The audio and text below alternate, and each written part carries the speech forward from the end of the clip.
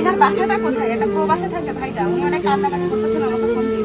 তার নাম হচ্ছে ফখরুল ইসলাম আর বাবার নাম হচ্ছে মৃত হাজি জহুর আলী ফখরুল ইসলাম। ওই বাড়িতে ফোন দিয়েছিল, যে কারণে আমি এই গ্রামে আসছি, না হলে হয়তো আসতাম না।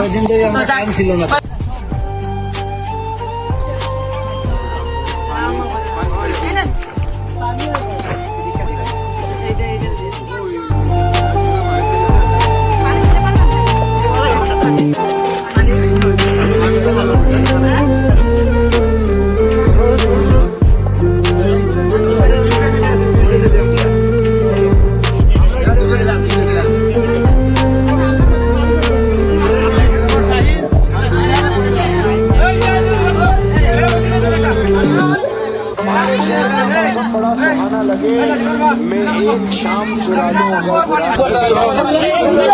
দেখেন উনি পানি নিচ্ছে, ওই দেখেন এক বোতল পানি নিয়ে নিবে এখন, এই যে নিয়ে নিচ্ছে, এই যে পানি দিয়ে দিল।